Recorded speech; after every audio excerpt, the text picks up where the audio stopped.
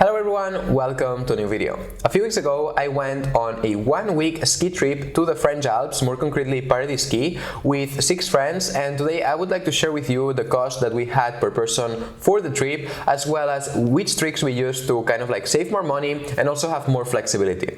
Especially the flexibility part was very important for us, mostly regarding COVID restrictions and to be able to change the dates if something were to happen. Anyways, I don't want to waste any more time, so let's get right into the details.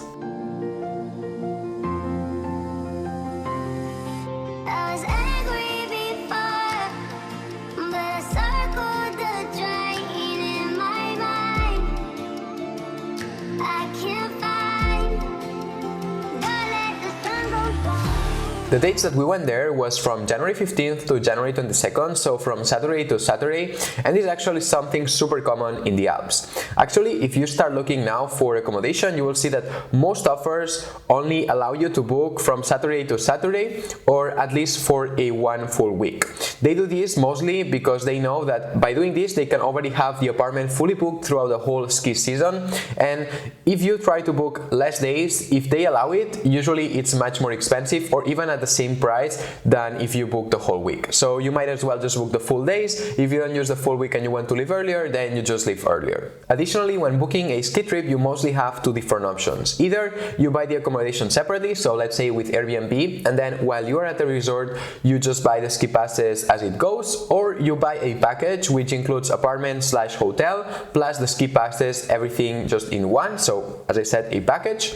In our case, we went for the option of booking the accommodation separately, so Airbnb plus then buying the ski passes directly at the resort. But why exactly did we do that? Well, the thing with packages is that very often when you book the accommodation, then the ski passes, you need to take them. Let's say that you book for 1 week and you only want to ski 5 days. So you want 5 days of ski passes. Most of the times the ski passes are consecutive days. So you would have to ski technically 5 days in a row and then rest for 2 days during your whole stay. While maybe if you had the choice, you would prefer to maybe just ski 1 day, then rest, then ski 2 days, then rest, and then ski another day. At least that's how I would prefer to do it. So you lose a bit of flexibility.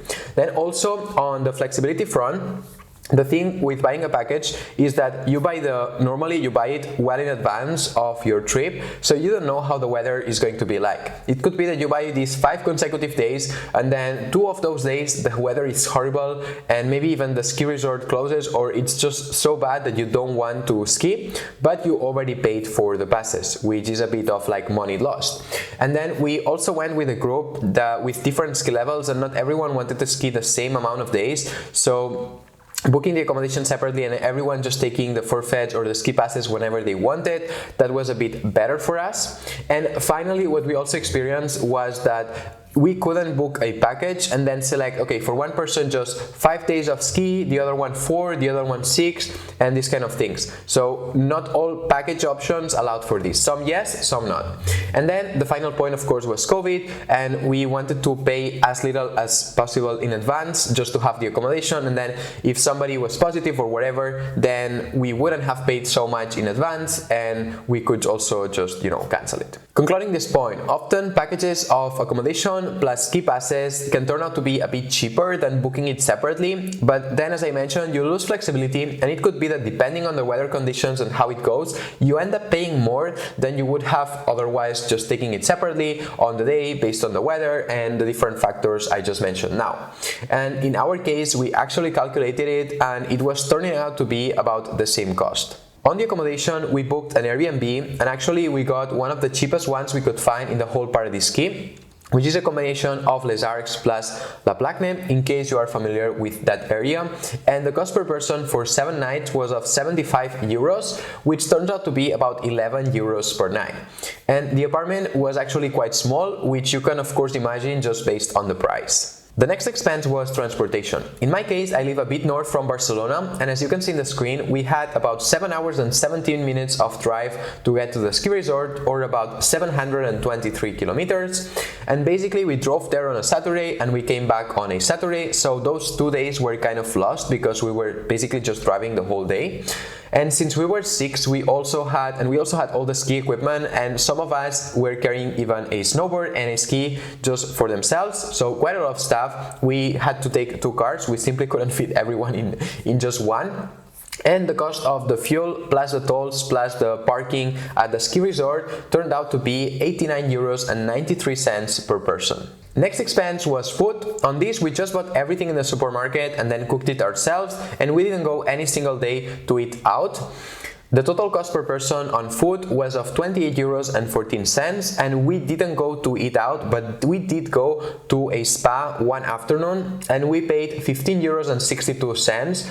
Also, I must add that the spa, which is in Les Arcs and it's called La Piscine, in case you ever go there, it's not very nice, so I probably wouldn't recommend it. I would rather choose another one, even if it's a bit more expensive, but I must say that the views from the spa were amazing. Finally, the last expense of the trip were the ski passes. On that, I personally spent 283 euros for 3 full days of ski and 2 half days, which half days means 4 hours. You can just distribute them however you want. And in most of the case, from my experience, that's all you ski. While I'm a bit crazy and I ski the whole day all the way through, when I really book a full day of ski pass, but sometimes 4 hours is already enough.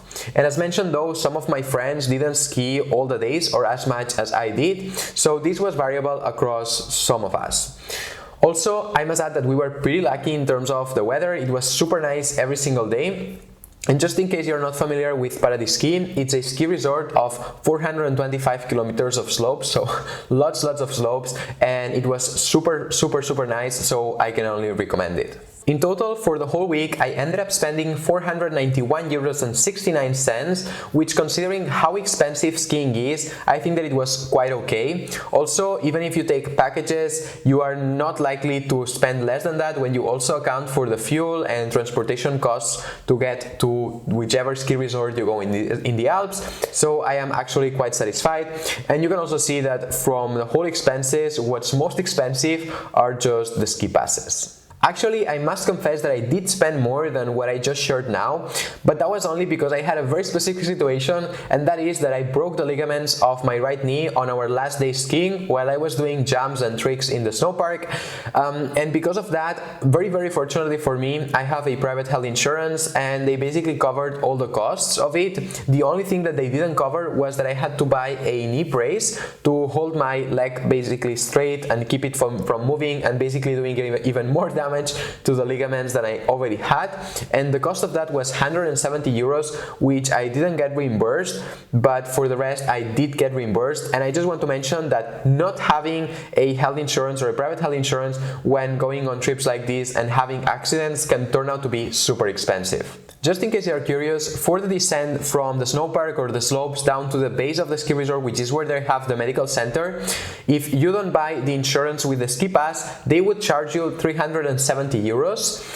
Then the medical attention was of 190 euros, and I must say that it was super basic, because then afterwards, on the following day, I went back to Spain and I got the full medical attention, so that was really just a preliminary scan and so on. And on top of that, we should also add the 170 euros that I had to pay for the knee brace, which I didn't get reimbursed. The rest, I got everything covered, so I didn't have to pay anything else, but it was just to illustrate how expensive it can get. Then, as I mentioned, the rest of medical attention, I'm getting it here in Spain, and I actually have an insurance in which I just pay a monthly plan and I have everything included, but so I cannot tell you exactly the cost because I don't know it, but I have been several times to the doctor as well as the physiotherapist, so I can imagine that it must be quite a lot of money if you need to pay just out of your pocket. Leaving the topic of the accident aside, which I hope to be fully recovered from until April, May of this year, but let's see how it goes. The trip itself was a lot of fun. So if you have friends who like going skiing, who have a little bit of money and who are up for a trip to the Alps, then I can only recommend it. Also, the more friends you are, usually the cheaper it gets. With that said, I will leave it for today. This was the total cost of my 1 week trip to the Alps. What did you think of it? Cheap? Expensive? If you also did a similar trip to the Alps and you know how much you spent, I think it would be great if you could just drop it in the comments below, as I'm curious also to know that. If you enjoyed the video, then don't forget to give it a like, subscribe to the channel if you're not yet subscribed, and as always, see you next time.